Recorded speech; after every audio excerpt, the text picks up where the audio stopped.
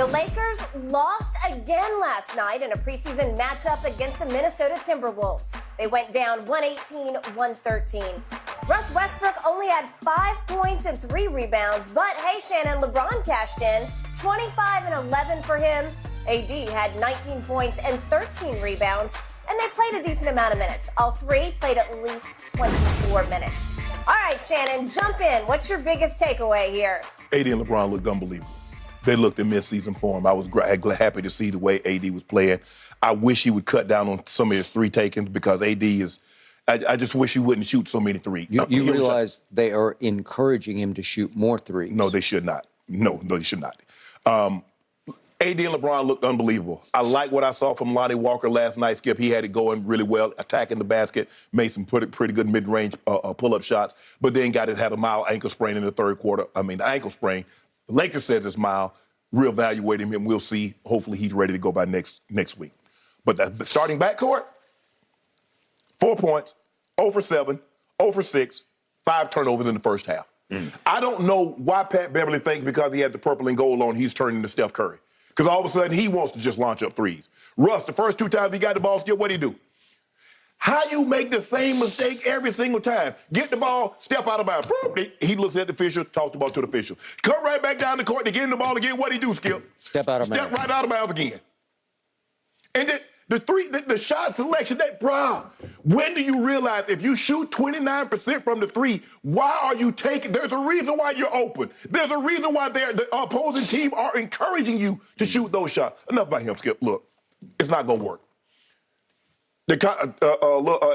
Stop and play. Pat Bev's trying to get the guys together. He's arguing with the official. He don't want to be a part of it. He's a solo act. He's not a team player. Lakers aren't going to do anything. I believe LeBron and AD will have excellent seasons this year. I really do. I like what I've seen thus far. Hopefully they can stay healthy for a minimum of 65 games. But Skip, it's not going to work. I'm done. Oh, Shannon, it's the preseason. I saw this last season. I've seen it in the preseason. He is what he is. And I don't know if nobody wants him now. Because anybody that wants Russell Westbrook, I don't care what anybody say, they want to buy him out. They do not want him on their team. They want to buy him out, but they want to extrapolate those 2 first-round draft picks, which will be unprotected from the Lakers. They want to buy Russ out if he's traded, and he doesn't want any part of that. Yet they're not phasing him out because he played 25 minutes as a starter last night, correct? Yeah. So how do you explain that? There's no explanation. I mean, you got $47 million, you're going to play him. I get what you're saying that, hey, just send him home or 6-man, but they're not. I don't know. It's like Pigpen and that dust cloud that follows him.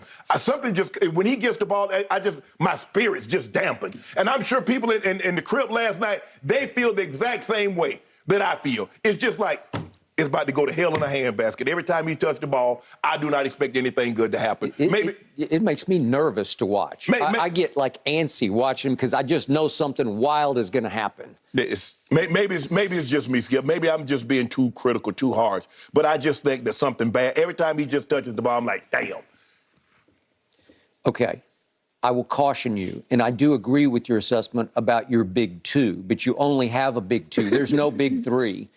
I can't. When did somebody think we had a big? Jeff Van Gundy say big 2, big 3. You got a big 1. Yeah. Okay. Well, that's fair. Combined last night, they were 16 of 23 were LeBron and AD. 16 of 23. That's 44 points combined and 24 rebounds combined. That's going to win you a bunch of games.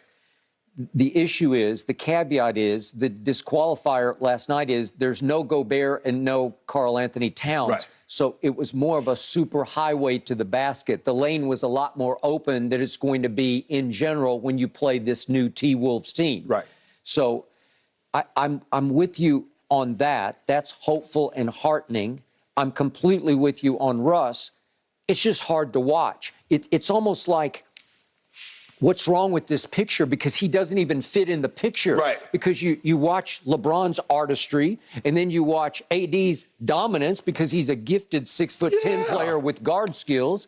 And then all of a sudden you fixate on number 0 and you think, How is he out there? One of these things don't belong. Yeah, where did they find him? Did they just go get him off the street and throw him out there? Because you spoke of the 3 turnovers. If we could just see them quickly, and I know it's not exactly a turnover blooper reel, Wes Brickian, but just to show, this is just in the first half last night. He dribbles back and he dribbles back and he just stepped out of bounds, okay? You're better. If you're the starting point guard for the Lakers. What did he do again? Stepped out of bounds, okay? And then here we go again, and it's, whoops. That's just bad basketball. Again, I've told you before, in church league, you get yanked for a pass like that because it was a no-hoper. You threw it to them. It didn't have any chance of going through. He's got wild hands. There were 3 or 4 more times last night when the ball's kind of fumbling out of his hands. Yeah. He managed to hold on to it. It will not work. I didn't think it would work from the start. And yet, the only way to overcome it is 2 ways. You can be a sniper of a 3-point shooting team, and they're just not. No. Again, LeBron is I'm going to be nice. LeBron's a below average, high volume 3-point shooter, and he's sort of the best you got. Yeah. Because I'm going to remind you, I watched so much of Lonnie Walker when he was a Spur as a first-round draft pick out of Miami, and he will flash for you because he flashed last night. Yeah. But in the big picture, ultimately, trust me, he will disappoint you. He's a horrendous 3-point shooter. Yeah. So he's not going to help in that regard. Kendrick Nunn couldn't help you last night. No. Schroeder finally showed up and played and he went 0 for 4 last night. And would you believe, I don't guess you listened to the sound, but on ESPN, they were saying in their pregame chat with Darvin Ham, he was singing the praises of Matt Ryan. A lot of people think Matt Ryan plays football, but there is a basketball player named Matt Ryan, and I happen to know him because he played a year at my school, Vanderbilt, after he had left Notre Dame. And after the 1 year at Vanderbilt, he went to Chattanooga. He has bounced around minor leagues and the NBA, and Darvin Ham was raving about him as the answer to their 3-point shooting. And he took 3 last night and missed all 3. Yep. Okay, well, it has come to that. You're raving about Matt Ryan? Seriously? I was just dumbfounded and shocked by that because at one point, LeBron made his first one, and then I think there was a stretch of, was it 16 in a row that you missed? I know it's just a preseason game, and as Darvin Ham said in his little sideline interview, we just can't make a shot. Well, you really haven't been able to make a shot for a long time. Last year, you really couldn't make a shot. You didn't have anybody who could take up the slack unless LeBron gets a hot hand, which he does every once in a while. Right. Okay? He's sort of boom or bust from 3, and it's like that's all you got. So that leaves you with Darvin Ham's new calling card. The new sheriff says, we will be greatly improved on the defensive end. Yeah. I watched closely last night. I didn't see it. I couldn't see new tenacity. I couldn't see a new defensive mindset. Russ is going to play no defense. LeBron can't be expected to play great defense at this stage and age of his career. And remember, in the first half, well, heck, for the whole game, Naz Reid was just killing you. Naz Reid? Again, offensive rebounding. Yeah. 9 to 4. Look at it. Look at it. I know. Okay, that's on AD because he's your answer to that. And he got his defensive rebounds, but he was getting killed on the other end of the court. Right. Okay, so who are you? What are you?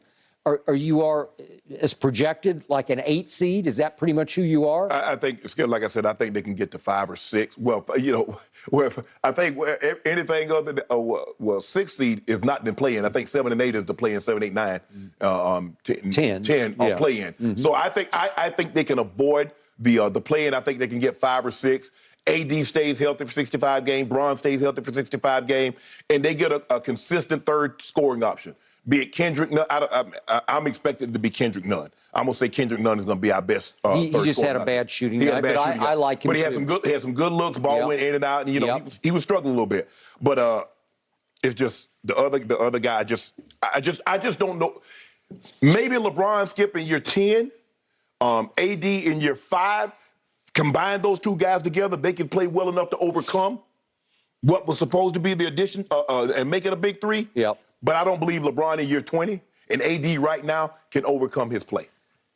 In the end, if you don't change your defensive mindset, these teams are coming into your house, and you could just see in the eyes of the T-Wolves last night, they're not afraid, man. Remember, they had the lead, and then they go on 11, 13-0 run. And then all of a sudden, you had a lead that was 11 points, and all of a sudden, you find yourself down by 2.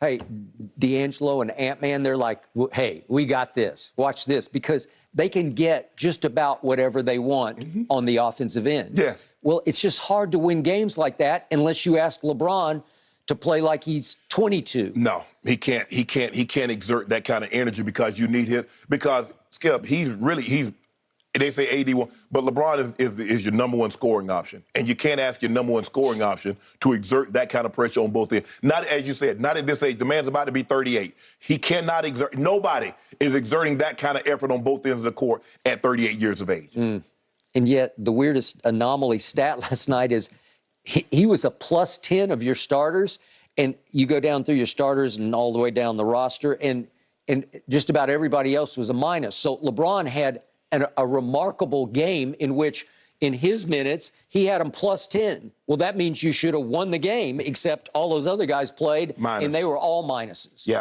The second unit is going to have to do a better job.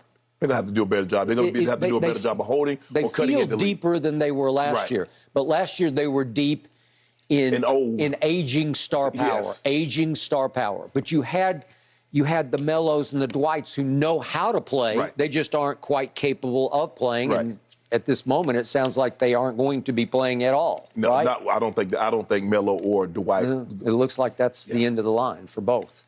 For them on the Lakers. Yes. Now, they might somebody else. I mean, maybe, but I don't think so. Doesn't feel like that. Right. Guys, you mentioned Nas Reed.